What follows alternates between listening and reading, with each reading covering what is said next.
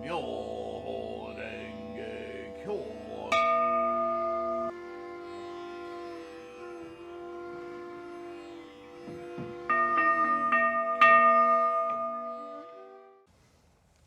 Namo Myoho Renge Kyo, Namo Myoho Renge Kyo, Namo Myoho Renge Kyo. Hi friends, thank you for your practice. Thank you for being here. Today's topic, one of those very, very critical ones that is so often, too often, misunderstood. And I may actually have to do this one in two parts. We talk about it often. I certainly do. But still, it bears a strong discussion, certainly a vital part of a Buddhist reference book, yeah? Earthly desires. And Nichiren talked about this. He has a whole doctrine on the earthly desires are enlightenment. It comes from the Lotus Sutra, comes from Shakyamuni. It comes from 50 years of Shakyamuni's teachings. And how it can still be misunderstood, misconstrued, well, I'll write that off to the greed, manipulativeness, and stupidity of humanity. Which Shakyamuni said in our era, in our age and time, would be rampant. Well, yeah.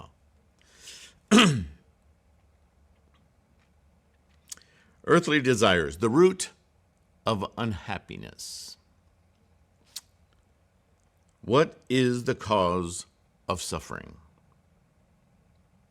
In Buddhism, while it is taught that there are 4 sufferings from which no one can escape in samsara, remember samsara, that condition of the mind that is completely enwrapped by identification, discrimination, identification of data, the big data warehouse that is all the stuff that we crave and cling and identify in order to claim some idea, identification of self.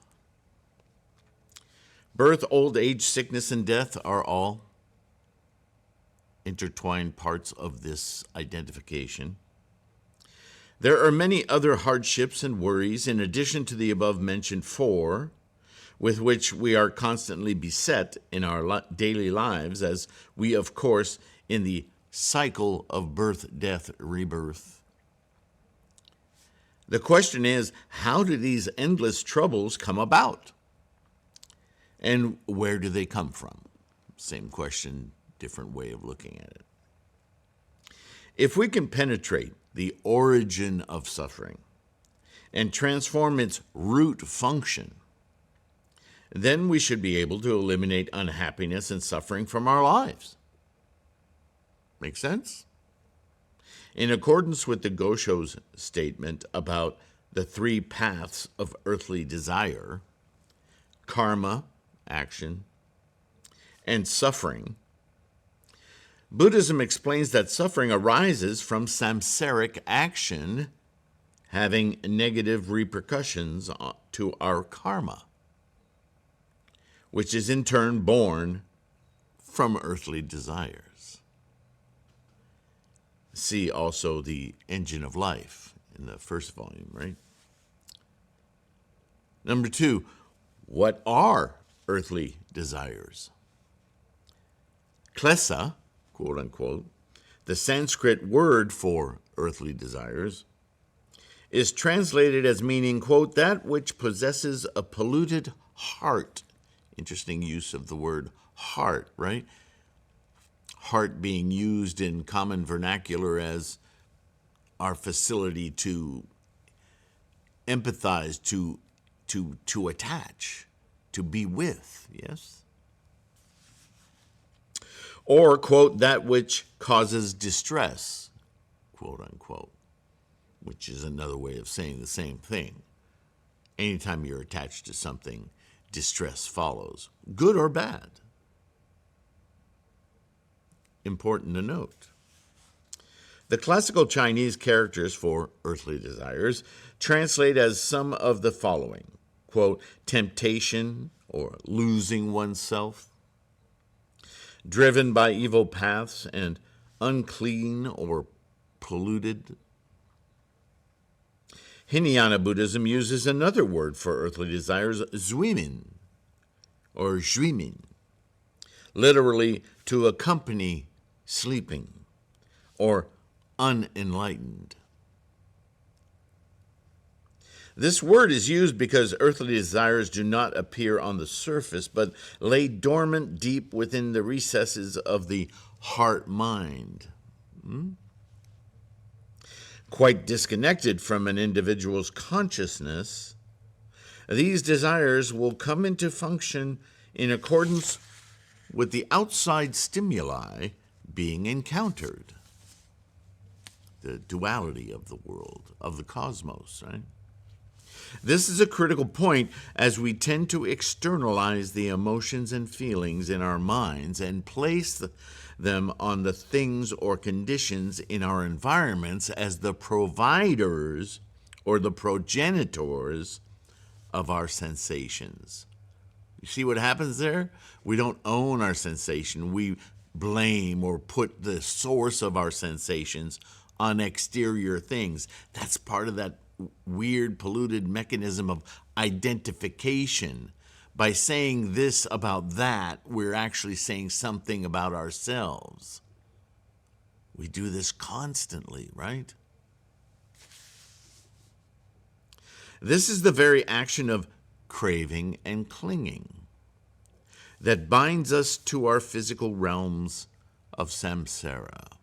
Our physical realms, in other words, of our ideation, our mental machinations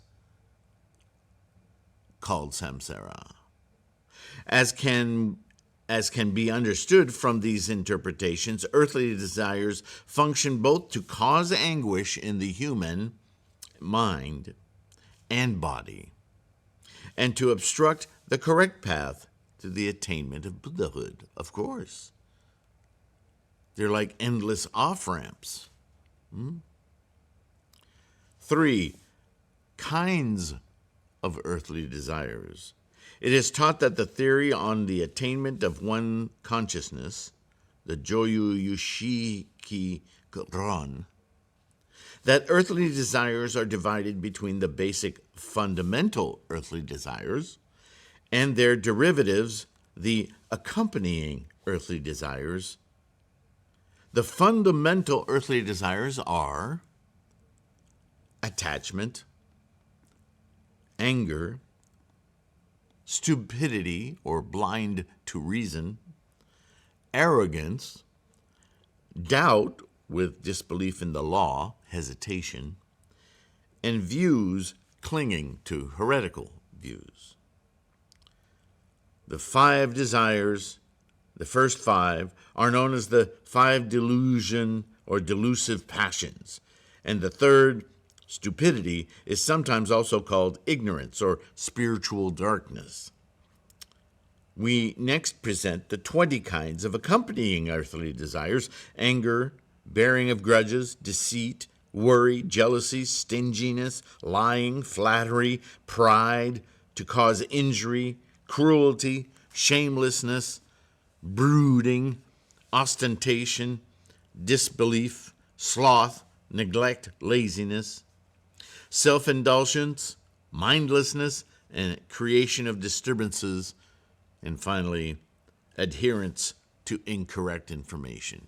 We've heard the term in recent years, willful ignorance. Yeah? That's an actual earthly desire, born of a combination of arrogance, stupidity, anger. You can see how all of these things interpenetrate, right? Buddhism is full of this kind of dissection.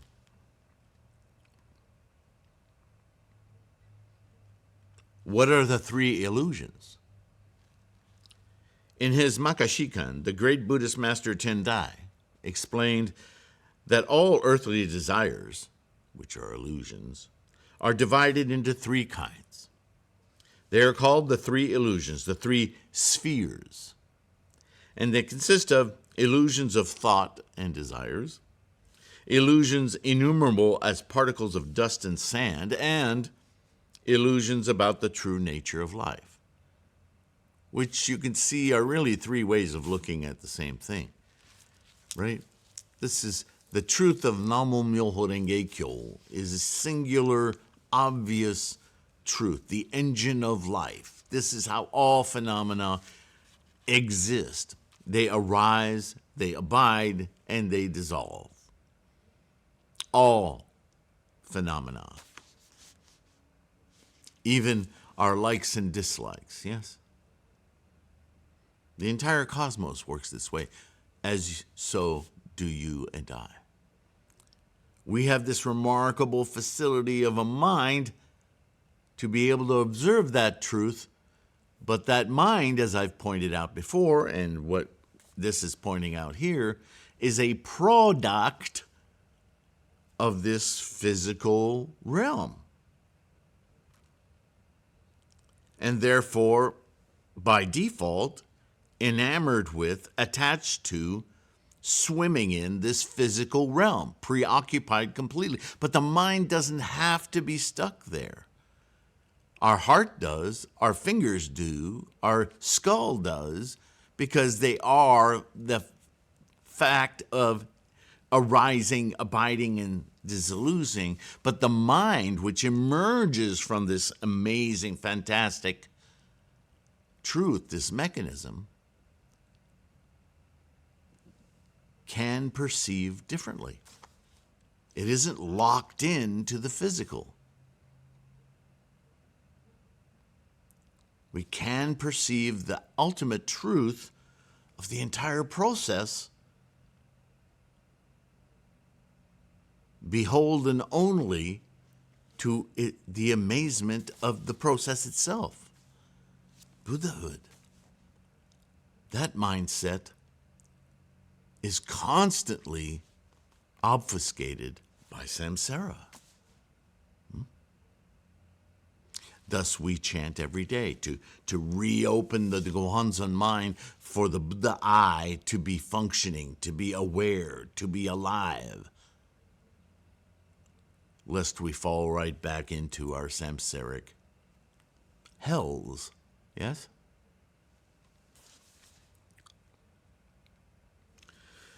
The first one, illusion of thought and desire, or in Japanese, kenjiwaku. The Japanese word kenjiwaku refers to illusions of thought, kenwaku, and illusions of desire, shiwaku. And because they are the cause of suffering in the threefold world and the six paths, they are known as worldly illusions, right? Illusions born of our saha world, our physical cosmos. Within the threefold world and the six paths. Hell, hunger, animality, nin, or tranquility, sometimes called humanity, right? Did I say anger? And rapture. Those are all functions of the physical experience. But you get up to learning, realization, bodhisattva, and Buddhahood, well, those are mental. Those aren't of the physical. See, the division's already there. Our mind knows this. This is why it is said Buddhahood is inherent. We just don't use it. Not predominantly anyway. Further, because they are illusions which people of the three vehicles of learning, realization, and bodhisattva share in common and should suppress, another term for these illusions is shared illusions. Interesting, right? Shared with the possibly enlightened mind or the potentially enlightened mind. Illusions of thought are learned illusions, referring to confusion about the reason of worldly matters, and are called mistaken ideas. Kenwaku are further divided into two groups of five, respectively called the five rishi, or reasoning devices, and the five donshi, the subtle devices. The five rishi are shiken, the self-centered view that we exist as independent individuals. Another aspect is gashoken, or the view that we own or possess things. Right? You hear me talk about this all the time. This is the craving and clinging disease, that we actually possess things. But in reality, moment to moment to moment, we're grasping air. The theory of emptiness, yes? The concept of emptiness. Henkin, with Henkin, there are two one-sided views, Danken being the view that our being ceases at death, while Joken is the view that after death we exist as eternal individual souls. Right? Those are illusions. Those are born of the desire to be a self, an eternal self. That's so conceited and arrogant. It's 3. Jaken denies the law of cause and effect. That doesn't affect me. I'm different, right? Kinjuken, attachment to the above three distorted views, as well as belief in the superiority of things which are actually inferior. Well, we can talk all day on that, yeah? And Gaigonshuken includes a distorted view of cause and effect and belief in heretical religious assertions that theirs are correct paths to enlightenment. Kaishuken is adherence to the prohibitive Hinayana, heretical precepts against evil conduct. Goshuken is attachment to the austerities of these heretical religions. So you might say he's reversing his own teachings, but that's not the case. As we've already studied quite a lot, in an effort to keep people from straying from the teachings, because it takes effort to reach Buddhahood. In his earlier teachings, in the first 40 years or so of his teachings, he had to keep people inspired, and he gave them a temporary respite, a temporary goal, because to achieve Buddhahood just seemed undoable. So he said, okay, at least reach nirvana. And then it wasn't until the Lotus Sutra, which we've studied quite exhaustively, that he made sure that all those Hinayanas, all those earlier students who'd stayed with him for sometimes decades, 40 years, he explained that was just a temporary respite, that you actually can attain Buddhahood right now in this life. You don't have to wait. I said nirvana was your goal in this life so that you would keep studying, and I hoped, and I'm speaking as Shakyamuni here, I hoped that by the time you started to understand how your mind works, what the truth is, that you would come to this on your own, but you haven't, so now let me spend the last 8 years of my life straightening you out so that you can attain Buddhahood exactly as I did. There's no difference between you and I.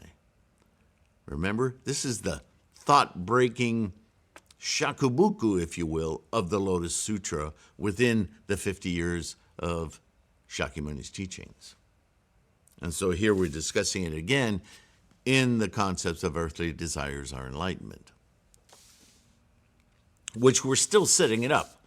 I understand we haven't gotten to Nichiren's breakthrough doctrine, but his doctrine, it doesn't have the profundity that it deserves if you don't understand how it comes about. So this is what we're reading now. Where are we time-wise? We're doing good. Because the above are based on ideology and are incisive earthly desires that can immediately be eliminated through understanding of correct reasoning, these illusions are called reasoning devices. But devices are very, very, very powerful, right? All of the teachings of Buddhism are devices, because ultimately Buddhahood is only experienced by you. And I don't mean as an idle, passive object. I mean, as the progenitor, you have Buddhahood, but you haven't learned how to make it rule your mind. You haven't learned how to keep it awake and engaged. This is the whole ball of wax here, the whole 9 yards. Training your mind to be all that it can be, to reach your full potential. It's there. Simply needs to be awakened, as a manner of speaking. Engaged. Start that engine. That engine of life. Ooh, that was slick. Contrary to these, the 5 Danshi refer to the first 5 of the above-mentioned fundamental earthly desires: attachment, anger, stupidity, arrogance, and doubt. Even when we are careful to avoid these errors, because these illusions possess characteristics that we cannot instantly eradicate, they are referred to as subtle devices. Subsequently, illusions of desire, shiwaku, also known as illusions pervading all life, are emotional illusions which arise instinctively. And by instinctively, you should understand these are the tendencies and conditions of our karmic freight train. We're kind of designed to crave and cling in order to be, and include 4 of the 5 subtle devices: attachment, anger, stupidity, and arrogance. According to Hinayana training, the level of one who has severed himself from kenwaku, illusions of thought, is called kendo, or to see the path, while the level of one who has severed himself from shiwaku, illusions of desire, is called shudo, to master the path. Further, the level of one who has severed himself from both kenwaku and shiwaku can either be called magukudo, not study the path, or arakan, or arhat.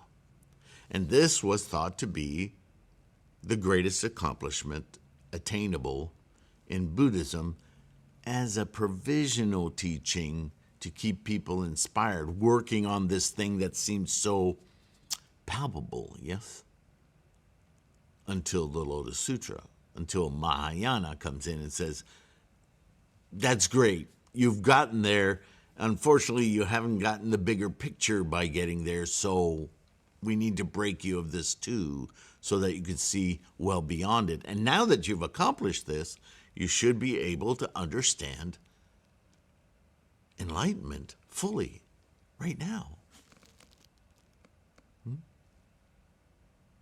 However, in terms of the numbers of illusions, there are 88 illusions of thought and 81 illusions of desire. In Japanese society, earthly desires are numbered according to the 108 times temple bells are struck to ring out the old year and bring in the new. There's that 108 number, right?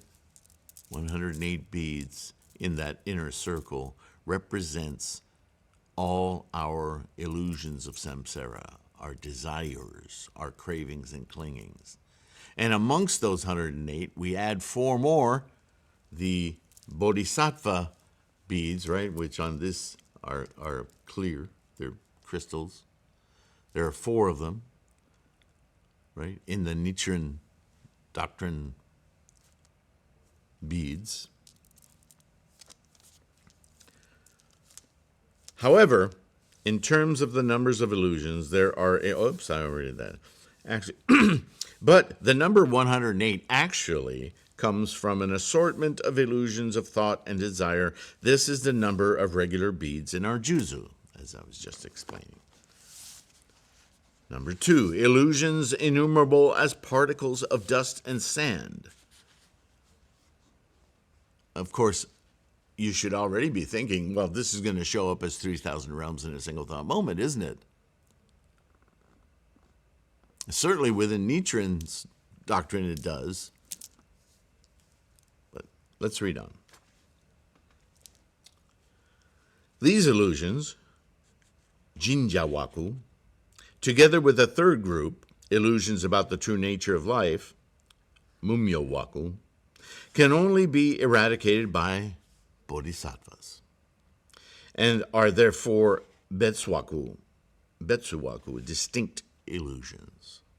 Because these illusions do not belong to the sphere of the six paths, they are also referred to as outer world illusions. So these are illusions of the mind, specifically. The Japanese word jinja means dust and sand. Just as these words imply minuteness, so the word jinja indicates the infinite and countless, because this is about potential. When a Mahayana bodhisattva tries to lead mankind with these obstacles, such as a bodhisattva needs to communicate countless teachings, the countless illusions which arise from the study of such teachings are called jinjawaku, or illusions innumerable as particles of dust and sand. These are the communications in language that create obstacles, because they allow for every manner of ideologies, identification, dissections, discriminations. How many arguments have you witnessed, if not been a part of yourself, that were so semantical?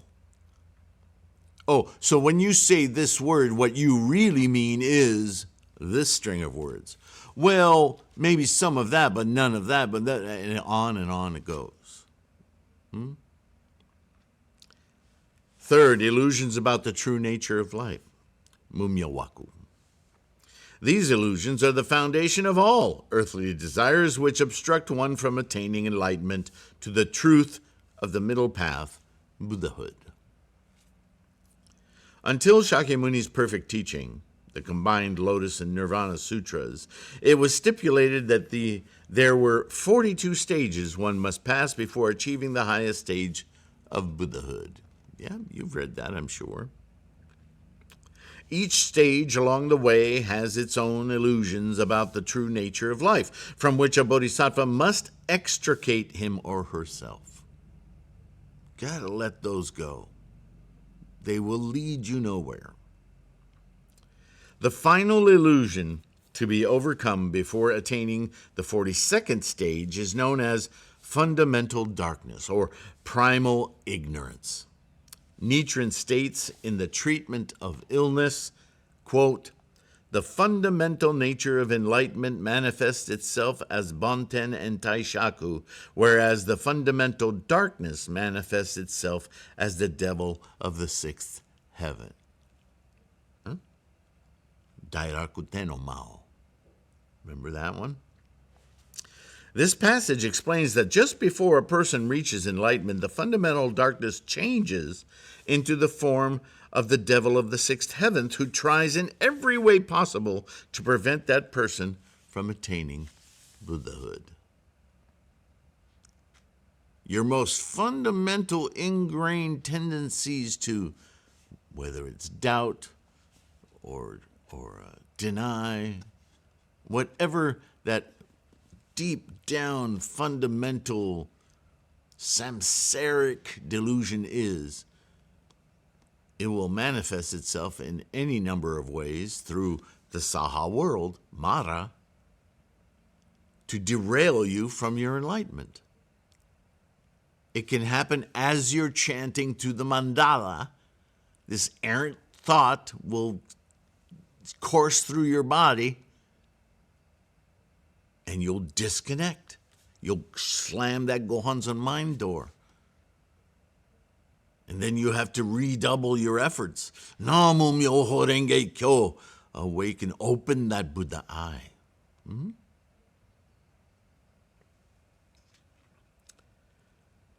Number 5, what are the causes of earthly desires? Because our suffering arises from earthly desires, what then is the origin of earthly desires. A passage from the Yugashigiron, the treatise on the stages of yoga practice, says, quote, "It is said that there are 6 kinds of causes for earthly desires. The first kind is due to outer appearance. A second is due to religion. The third is due to close intimacy. The fourth is due to heretical teachings. And the fifth is due to instruction. And the sixth is due to the intention to act." Can we take those apart real quick? Because I know you've heard me talk about these in different ways. For instance, the first kind is due to outer appearance.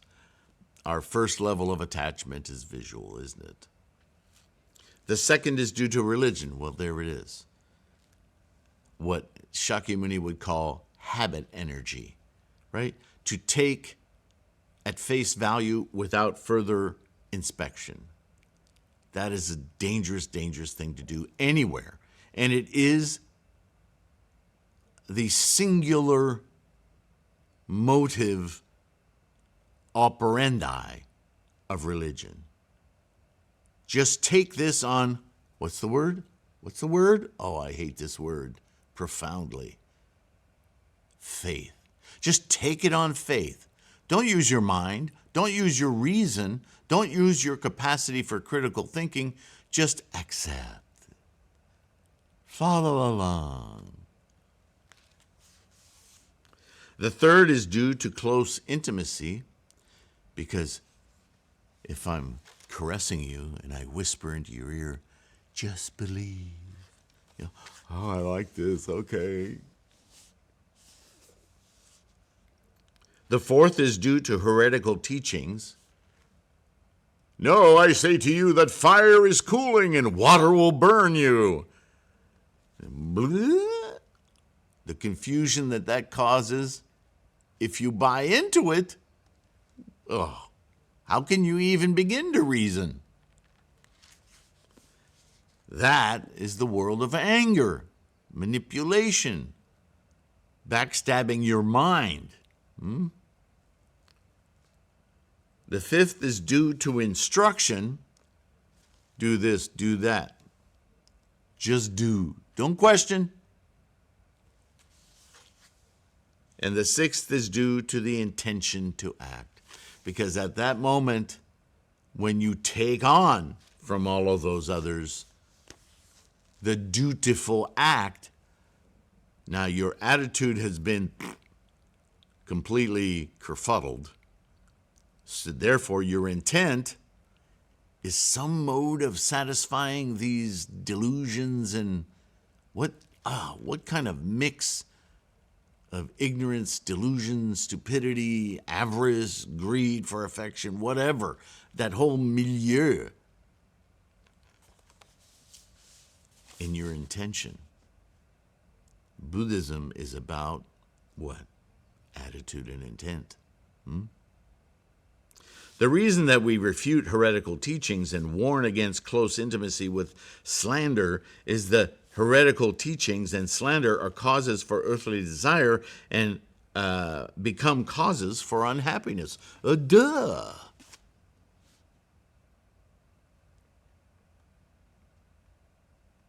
But I go far deeper than this in my discussions of the engine of life, right? The origins of life. Look at those videos. The way that quiescent energy gets jostled into formations, right? Shakyamuni talks about formations. This is where all the karma begins. And as it takes form, that makes it the freight train that it is, instantiates it into the realm of form. Now it's locked in, and that's what it does until we nudge it, influence it. And we're doing that all the time, but are we influencing it from all of these delusions? taking instructions and our intentions are all muddled up? Or do we clarify our mind with Buddhahood and therefore nudge and influence our karmic freight train toward enlightenment?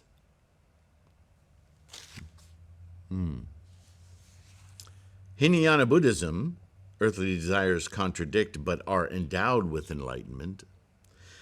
Hinayana Buddhism explains that a person cannot attain enlightenment unless he extinguishes earthly desire. Does that mean evaporate everything that's physical? Annihilation? No. In the extreme, Hinayana teachings use a term which means to burn the physical body to ashes and extinguish wisdom of the heart, to say that reaching the highest life condition of enlightenment is impossible unless a person goes as far as to destroy the body. But that too is delusion. That falls under instruction, false instruction, which then gives you the intent to do what so many monks have done over the centuries and burn themselves whole in a public square. What a tragic interpretation of Buddhism. No, no, no, no. Completely wrong. The eradication of desires isn't the burning of the flesh. It's the burning of the attachments. The mental attachments, burn those. This is a vehicle for enlightenment. This is a vehicle for bodhisattvaness, to help save all people from their suffering, take them away from their delusions. Without this body of flesh and blood, there is no Gohonzan, there is no Buddhahood. How can you be so opposite the truth? Arrogance, ignorance, all combined. The Lotus Sutra explains, quote, without eradicating earthly desires or ridding oneself from desires arising from the five senses, the desire to please the skandhas, yes, one will purify the various senses and eradicate various offenses. Kanfugen Sutra. Through the Lotus method. Through enlightening our Buddha mind, all of these things which have historically created suffering can now be the windows to Buddhahood. Don't get rid of them. Don't annihilate them. Annihilate the samsara, the mental conditioning. This passage teaches that without eradicating earthly desires, we can convert them into enlightenment just as we are. In the teaching of the true body, Nichiren states, quote, a person who honestly discards the provisional teachings and wholeheartedly believing in the Lotus Sutra chants only Namu Myoho Renge Kyo will transform the three paths of worldly desires, evil karma, and suffering into the three virtuous fortunes of enlightened life, Buddha wisdom, and a free mind, an illusion-free mind. Nichiren teaches us that when we chant to the mandala of Gohonzon, of the three great secret laws, with pure resolve, our earthly desires become the cause for enlightenment, and our mortal bodies, just as we are, can attain the life condition of Buddha.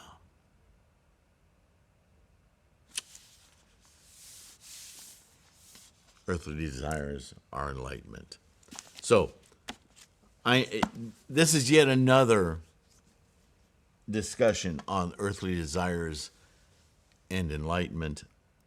I could go on and on and on. It is a huge central topic to our understanding of what is Buddhism, why do we practice it, how does it work, right? But at least I hope that this entry into Buddhism Reference will help identify for you insights in your understanding, right? It absolutely does not mean that you can chant for stuff. It's diametrically opposed to that kind of idea. So how that came to be the predominant thought in huge groups and swaths and sects, I don't even want to know the reasons for that. It's just simply horribly wrong. Namo Myoho Renge Kyo. Thank you for listening. Thank you for your practice. Please help support this endeavor, this resource. Your buying of ebooks or print books, mandalas, patrons through Patreon, through PayPal. Namo Myoho Renge Kyo. You are true bodhisattvas. Really, just linking and or liking and subscribing itself, it's a free, easy act, and it is an act of propagation. It helps the algorithms present this resource to more people. I'm very grateful to have you as good friends, and I hope you make full use of this resource, not just these videos, but of course the podcast, all the free documents and research information on threefoldlotus.com. Keep your practice strong, take care of your health, and I'll see you in the next one, all right? With love and respect, bye for now.